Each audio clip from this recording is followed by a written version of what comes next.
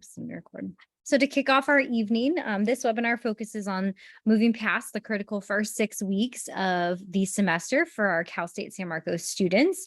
And this fall semester has certainly been an interesting one, and a transition of students being much heavier in person than we have been in the last several years. Almost, I would say, like fully back to normal in a lot of cases. And so just making sure that we connect with our families and how to best support you in any challenges that you might be facing with your student in the first few weeks of the semester, how to support them in getting involved and connected and finding community and belonging here on campus just the same. And so I have a co-presenter with me here today, Tyler Villamont, who is representing our Student Leadership and Involvement Center this evening to talk a little bit more about building that community and that engagement and making those connections on campus. As we're kind of jumping into the presentation, for those of you that are joining live with us, if you'll go ahead and rename yourself with your name and your students in parentheses thereafter. And if you're not sure how to do that, feel free to use the chat function so that I can get you checked in. Also, if you want to share in the chat where you're zooming in from, any questions that you came in with this evening, we can make sure we address those throughout our session today as well. So with that, I'm going to go ahead and turn it over to Tyler to dive into talking a little bit more about Student Leadership and Involvement Center and how to best support your student in that getting connected on campus. And again, please feel free to utilize the chat and I will support along the way as he presents. Thanks. All right. Thank you, Christiana. So hello, everyone. Thank you for coming. I'm glad to be here and with you all tonight virtually. Appreciate you taking the time. So as Christiana said, my name is Tyler Villamont. I am the coordinator of new student, or not anymore, I used to be. I am the coordinator of student involvement on campus, and that's a fancy way of saying that I oversee all of our student organizations and clubs here at Cal State San Marcos. So as Christiana shared tonight, I'm going to be talking a little bit about the importance of the first 6 weeks of the semester, and also focusing a little bit on getting involved in particular and some tips for how you can coach your student to get connected on campus. So if you have any questions at any time, feel free to drop them in the chat and Christiana will let me know. You can also use the raise hand feature if that's something you're familiar with, but if not, don't worry, just feel free to jump into the chat and stop me and I'll take a minute and try to answer your question. So, all right, let's go ahead and jump in. So why are we talking about the first 6 weeks of the school year, of the semester? That's a very specific number. Where is that coming from? So there's actually research. So there are researchers out there who study college students and their behaviors and their success. And there's research that shows that this first 6 week period, especially for first year students, is really important for students as they're establishing habits and getting connected to the campus. So as you can see, this is from a study by Levitz and Knoll. It's a little dated at this point, but we find that it still holds true. And we also we try to stay away from using the term freshman these days because it has some negative connotations. But so for first years, including transfer students and any new student at a new institution, these first 6 weeks are really important for a successful transition. So here on campus, we find that to be true as well. So we have a program called Cougar Care Network. That's what CCN stands for. And CCN is our campus referral service for students. So basically, anytime a student is having personal challenges, trouble in their classes, financial challenges, or just needs help and isn't sure where to go, they can come talk to the Cougar Care Network. And faculty and staff and families can also refer students to the Cougar Care Network. And so as you can see, this is data from some recent years. Referrals for CCN and the number of appointments and students that they're seeing tends to spike right in October, which is right around that 6-week mark of the semester. And so we usually start the semester at the end of August, early September. So I believe we are in week 5 right now. So this period is coming up very soon. And the reason for that spike is because that's when students finally start to realize that they're or start to experience some challenges, like in their classes with midterms, or the stress of the transition to Cal State San Marcos starts to get to them a little bit. So on our campus, we see that that research bears out here on our campus as well. And so that's why that first 6-week period is so important. It's really important for students to establish good habits, get connected with resources on campus, and build their support network so that they're prepared to successfully persevere through those challenges that start to pop up around the 6-week mark sometimes. So there is another theory from research on college students. This researcher's name is Tinto, and they did research on why students leave an institution. So whether they transfer out or drop out, there are a few common reasons for that. The first being academic difficulties, pretty straightforward. Students have trouble in their classes, and they are either dismissed from the university or they decide that it's not for them and they leave of their own accord. Another common cause is that students have trouble deciding on a major or a career. They're not sure what they want to do. They're having trouble figuring out that direction. And so they either choose to step away or sometimes just aren't successful because they don't have that direction and purpose. And lastly, another big reason is that students have difficulty becoming academically and socially connected. And what we mean by that is if a student has difficulty getting to know their professors or finding academic support, or getting involved on campus and forming connections and relationships with other students. So those are the big reasons that we usually see students leave or not be successful at an institution. And so what is the solution for that? Like, how can you prepare your students to handle those challenges that pop up around the middle of the semester, but also during the rest of their time at CSUSM? So the first big step that we recommend is just for students to connect. And you've probably heard the word connect a million times from orientation until now, but that's because it's so important. It's really crucial for students to get connected to their peers, to other students, as well as to faculty and staff at the university who are here to support them. So that is whether they are just introducing themselves to their professors or going to office hours or utilizing resources on campus or talking to other students in their classes or getting involved in a student organization. It's really important for students to just get connected to someone or something, because the research shows that students who do that are much more likely to persist and succeed in college.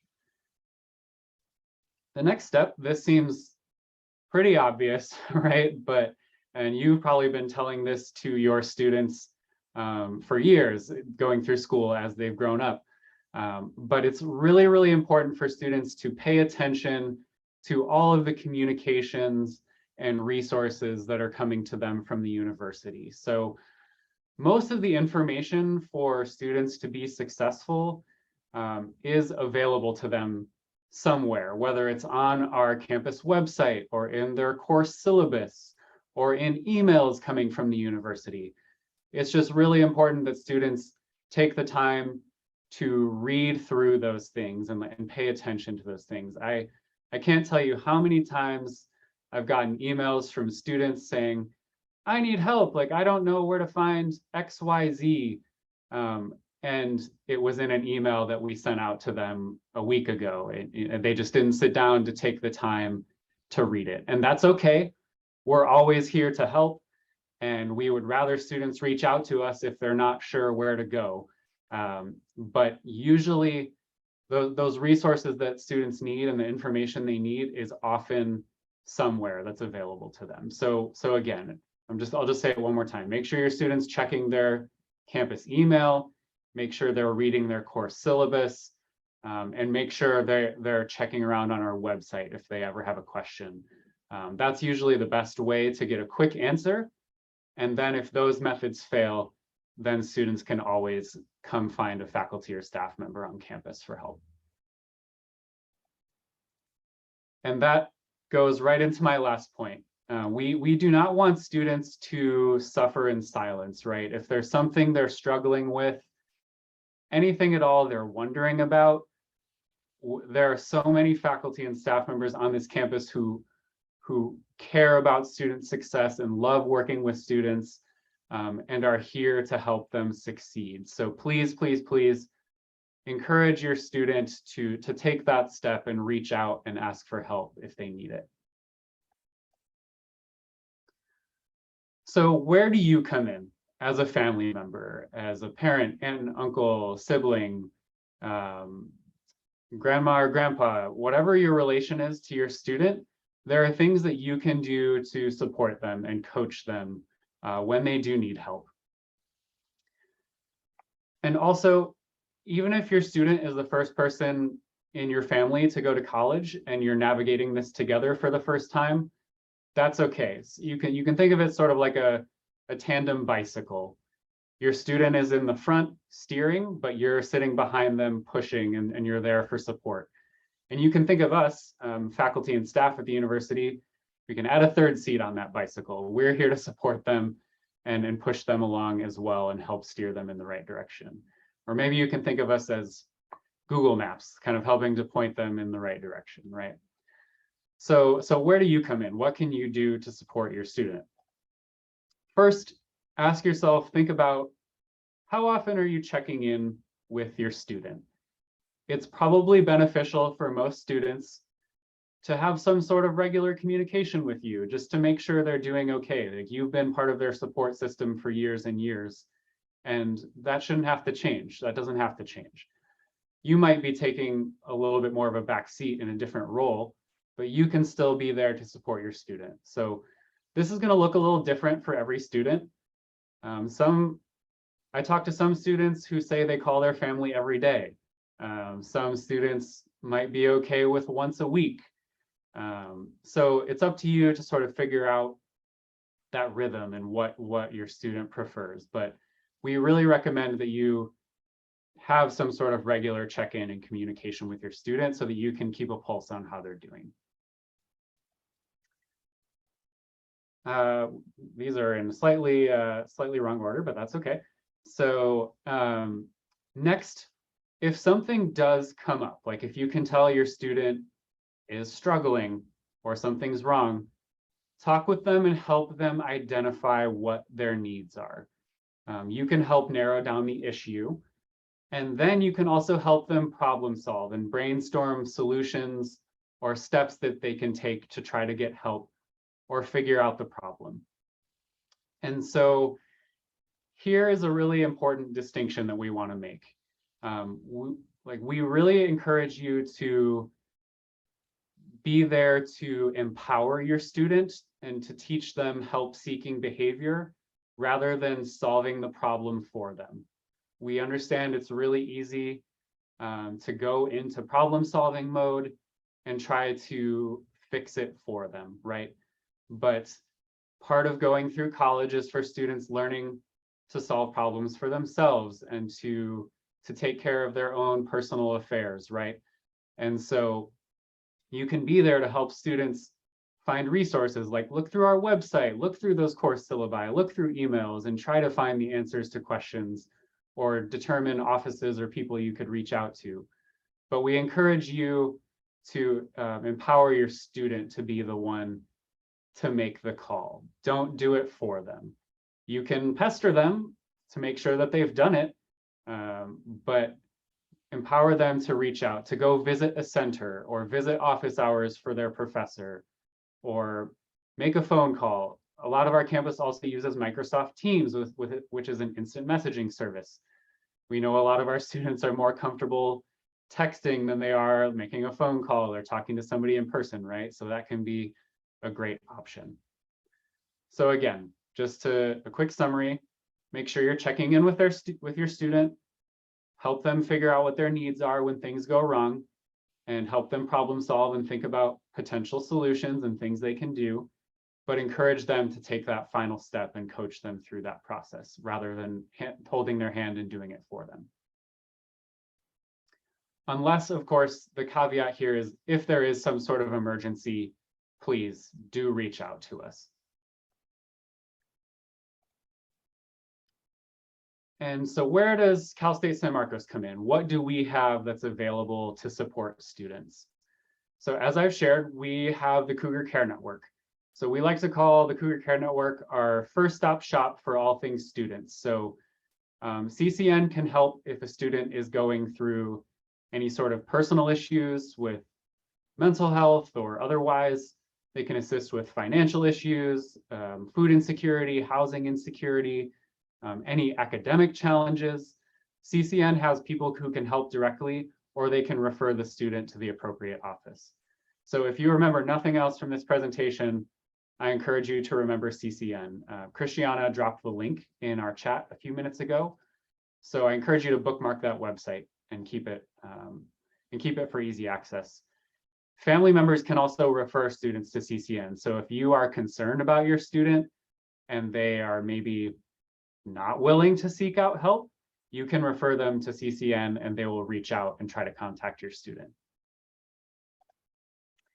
We also have a variety of academic intervention and support services on campus. So our faculty are trained to refer students to Cougar Care Network if they notice that the student might be experiencing some difficulties. So if they notice the student stop showing up to class, or if a student confides in them that they're struggling with something, faculty know how to refer students to CCN and the appropriate resources. We also have a variety of academic support centers like our STEM Success Center and our Writing Center, where students can go to get help with their classes. There's also office hours with faculty. We also have a program called PASS, Personalized Academic Support Services. And students can go get help on things like study strategies, time management, things like that. So there is a plethora of resources for students to take advantage of on our campus. We also have student health and counseling services. So if your student is experiencing any physical or mental health issues, we have a professional medical facility right on campus that is available to help them for free. They've already paid the student health fee. Most of the services are no cost. So definitely encourage your student to take advantage of that resource as well. And finally, we have student life as well. So we talked about the importance of getting connected and getting involved, and that's where student life and all the opportunities for students to get involved and engaged on campus comes in. And so that's what I am going to focus on next. But first, shameless plug, because I know the O team is hiring right now. This is a picture of our orientation team. These are all the students who helped you and answered questions and took you on tours if you came to orientation over the summer. And I believe right now their applications are open. And that is a really great way for students to get connected and learn more about the campus. There's a really strong sense of community on that team, and a lot of students really love it. So I encourage you to encourage your student to maybe consider applying for orientation team. And I'm sure Christiana might drop the link in the chat now that I've mentioned it. Yes, there it is. Perfect. Okay, so why is getting involved on campus important? So it can help with all of those challenges that we talked about in the last few minutes, but how? So it sort of goes back to this theory that we talked about, reasons for student departure. And really, getting involved can really help with this last bullet here, difficulty with becoming academically and socially connected.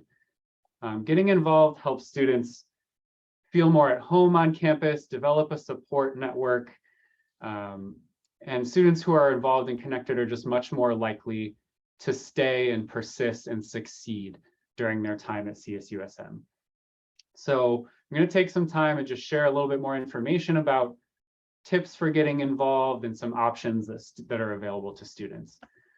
But first, I would love to play a little game with you of fact or fiction. So I have 3 statements, and I would love for you to tell me if you think it's a myth or a fact. So fact or fiction. So go ahead and drop this in the chat if you're listening and tell me what you think. So the first statement is, being involved will interfere with academics. So if you're there and listening and conscious and know how to use the chat feature on Zoom, tell me what you think. Is that fact or fiction? Adam says fiction, Christiana says fiction. I have a couple of people that direct messaged me, so I'm trying to respond in what they're saying.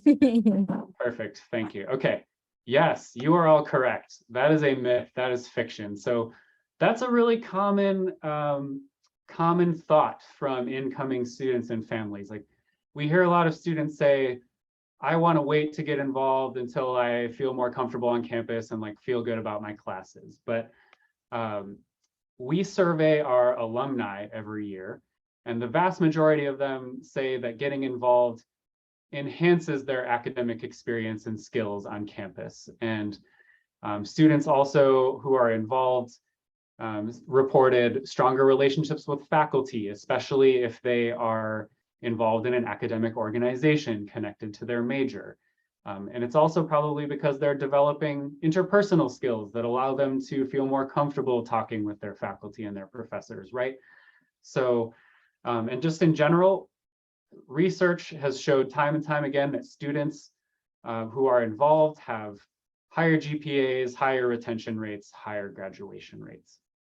I also, just as a personal anecdote, I always felt like I was more on top of my time management and my studying during the fall semester when I was involved in marching band back when I was in undergrad, because I knew that I had rehearsal and I had games on the weekends that I had to, and I couldn't waste time and procrastinate, and I had to stay on top of things.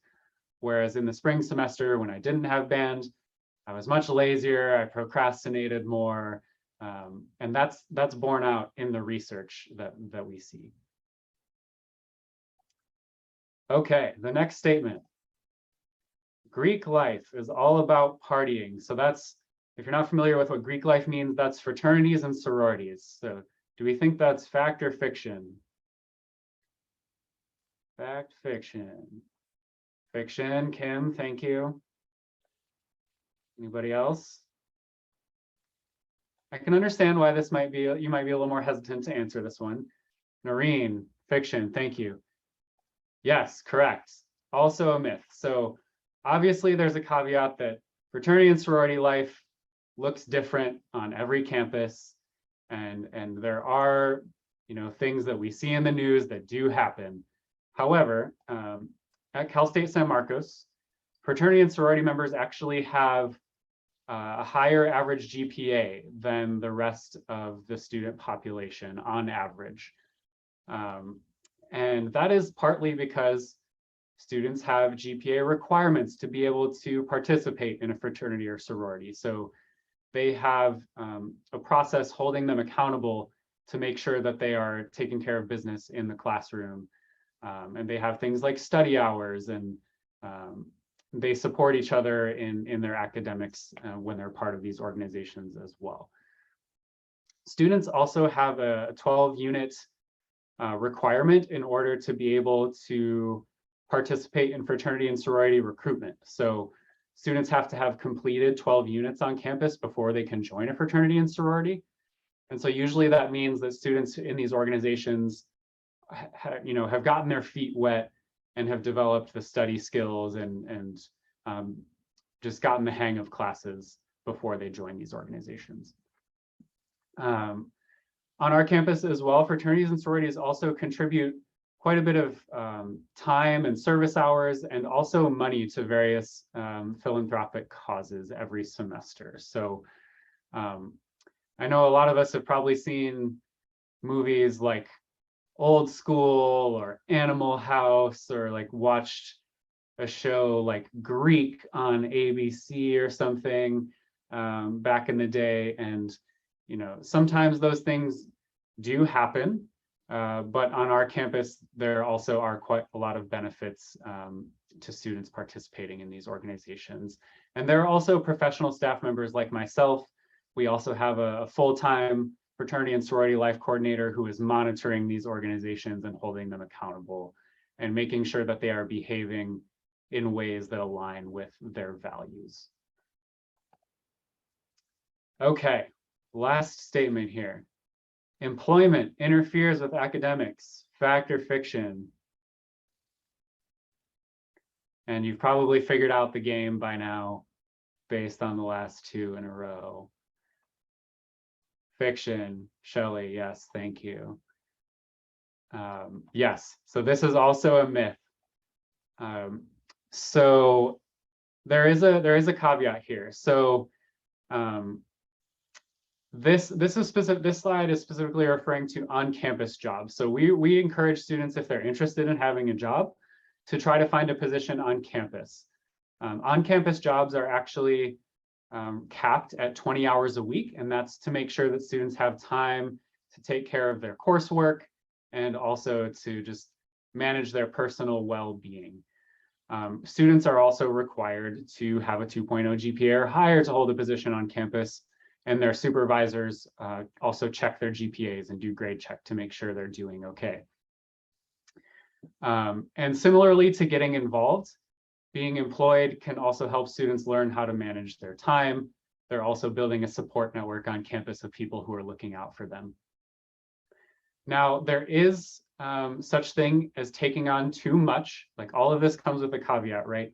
There is such a thing as taking on too much, but we encourage students to at least give some of these things a try in their first semester, whether it's joining a student organization, getting a job on campus, or getting involved in other ways. Now, one last reason that we encourage students to get a job on campus is because off-campus jobs aren't capped at 20 hours a week. And in my personal experience, when I have students who are working off campus, that's when I start to see a bit more of the burnout and taking on too much, especially because those supervisors in those positions aren't always prioritizing a student's academics. Whereas if a student works on campus, the supervisor usually understands that they're a student first and can work with them to support them and accommodate their needs.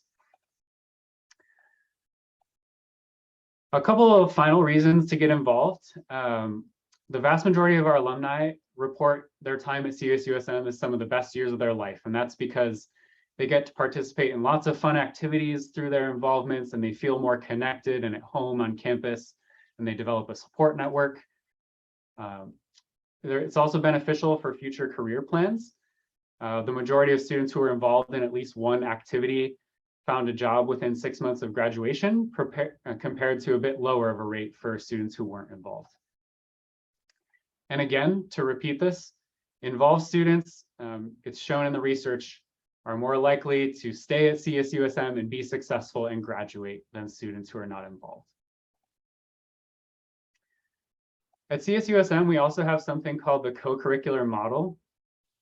And I totally understand that on the slide, it looks like a lot of words and mumbo jumbo. And so the co-curricular model is basically, it describes all the ways we want certain students to learn and grow outside of the classroom during their time at CSUSM. College isn't just about academics. We want students to grow as a whole person, right? So we want them to learn how to develop interpersonal and social skills and build their leadership abilities. We want them to learn how to be socially responsible and engaged citizens. We want them to prepare for their careers, learn how to think critically and ethically, and also to just learn how to take care of themselves and manage their own personal wellness. And getting involved can help students build those skills, even if they don't know it's happening. Ideally, we want them to be able to talk about these things and how getting involved helped them do that, but they're going to get the benefits by osmosis, even if they don't know it, right? So in summary, like getting involved in student life on our campus just provides a lot of opportunities for students to connect with each other, with faculty and staff on the campus, get engaged, and build their leadership skills and just grow as a person, right? And so that'll help students tackle some of those 6-week challenges that we've talked about and just have a more rich and rewarding and enjoyable college experience. So we've talked a lot about like why getting involved is important. You're probably wondering like, okay, where do we start? Like, how do we do it? Here are some options for you. So at Cal State San Marcos, we have an area called Student Life that is composed of all of these different offices and centers that you see here on the slide. So we have different cultural and identity centers. We have campus recreation where students can go work out and do fitness classes and play sports. We have our office, Student Leadership and Involvement Center. We have the USU, there are events going on all the time in our building and employment opportunities. And so these places are a great way to start getting involved. Even if your student isn't really sure what they're looking for, we encourage them to come visit one of these centers and just say hello and ask what's going on in the center. And even if it's not what they're looking for, the people there will be happy to help and point them in the right direction.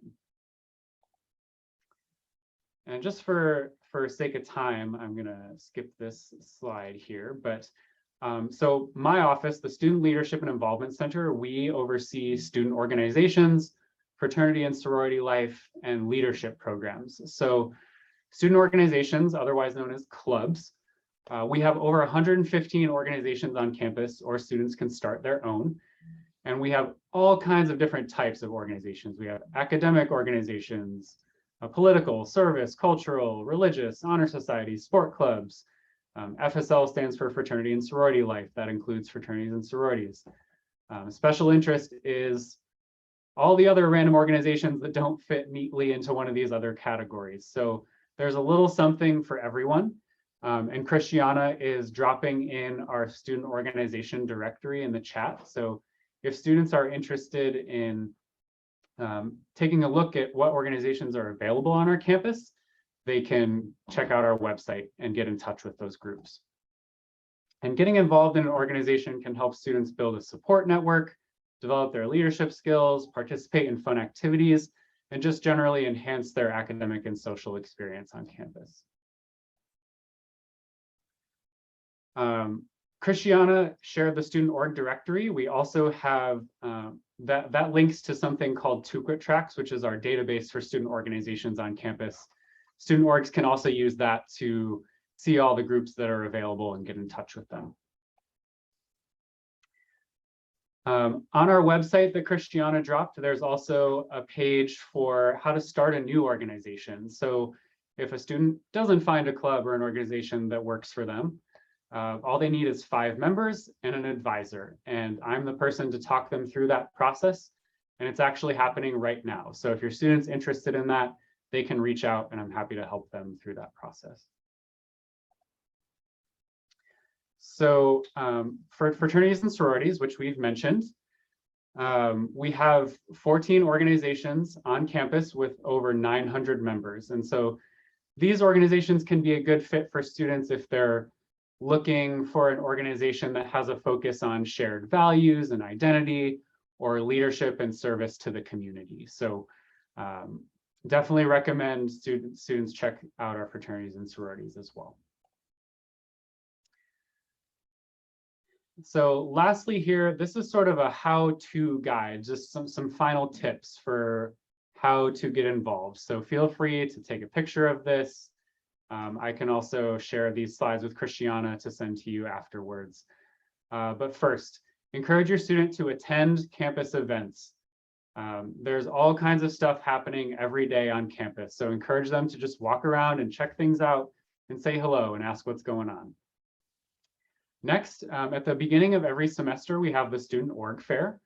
The fall semester org fair was a couple of weeks ago, but there'll be another one in the spring. And that's a really great opportunity for students to walk around and meet all of our student orgs and get connected with a student organization. Lastly, if your students on campus, living on campus, encourage them to get to know their RA and get to know the people who are living with them on their floor. That'll just help them feel a stronger sense of community. The RA has also put on tons of great programs for students and are available to support them if they need help. Come check out the student life centers that were on the slide that I showed a couple minutes ago. All they have to do is come walk around our University Student Union and walk into any of the offices and say hello, and we'll help point them in the right direction. Participate in campus rec, like go to a fitness class, go use the gym, play intramural sports. They have tons of great wellness programs. Look for opportunities that match their interests. So if a student is interested in continuing an involvement from high school or community college or something they were connected to in the past, they can probably find something pretty similar. So those opportunities are out there. And lastly, especially if your student is living at home or commuting, encourage them to spend time on campus aside from just going to classes. So don't just go to class and go home. Like, encourage your student to study at the library or go to an event on campus, hang out at a center, go to campus rec and work out. Like, and I know this is hard, but do the best you can to try to allow them that opportunity. I know a lot of students, if they're living at home, they sometimes have family obligations or chores. Try to give them the time to spend on campus here. If they're gone from 8 a.m. to 8 p.m. at night, they're probably fine. They're probably just taking advantage of all the opportunities that we have here on campus. All right, that is all from me. So thanks for listening. I really hope that you found some useful nuggets from that presentation. I know it was a little bit of a long time of me blabbering at you. I went a little bit long, but I am here to hang out and answer questions. You can also contact us at our website, at our email address here on this slide, or just visit our website and learn more about our programs and what we have to offer. So thanks for listening, and I'll turn it back over to Christiana for a moment. Awesome. Thank you, Tyler. I'm going to go ahead and pause.